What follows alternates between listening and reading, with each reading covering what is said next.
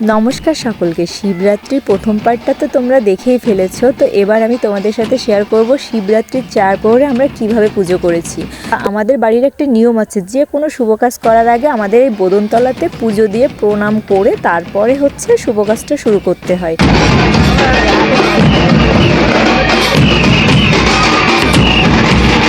শিবরাত্রি পুজোতে বসার আগে এই যে আমরা ঢাকঢোল বাজিয়ে বোদনতলাতে পূজাটা সেরে প্রণাম করে তারপর কিন্তু আমরা চলে গেলাম মন্দিরে। ঠাকুরমশাই কাকা ঘরটা পেতে চলে গেছিল। আর এই যে সারা রাতের পুজোর যে যত মন্ত্রপাঠ সব দায়িত্ব ছিল আমার উপর। দেখছোই তো এতগুলো মানুষ, আর এই সবার মন্ত্রপাঠ সারা রাত ধরে আমি করেছি। তো প্রথমেই আমি যে কাজটা করছিলাম, আচমন করে নিচ্ছিলাম, মানে দেহশুদ্ধি যেটা। আর সব মন্ত্রগুলো কিন্তু আমি খাতায় খুব সুন্দর করে পরপর লিখে নিয়েছিলাম।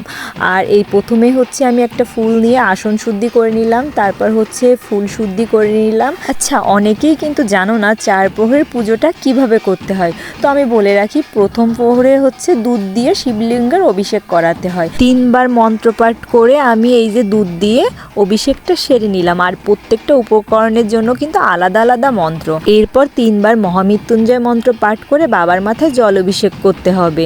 তো তার জন্য নর্মাল জল, গঙ্গা জল, অঘোর আর চন্দন মিশিয়ে নিতে হবে। এবার পরিষ্কার একটা কাপড় দিয়ে বাবাকে ভালো করে মুছে নিতে হবে। তারপর এই যে অষ্টগন্ধার যে চন্দন, সেটা আমি লাগিয়ে দিয়েছি। তারপর আমি এখানে একটু ভস্যও লাগিয়ে দিয়েছিলাম। আর এই যে বাবাকে যত কিছু অর্পণ করতে দেখছো না, প্রত্যেকটারই কিন্তু আলাদা আলাদা মন্ত্র রয়েছে।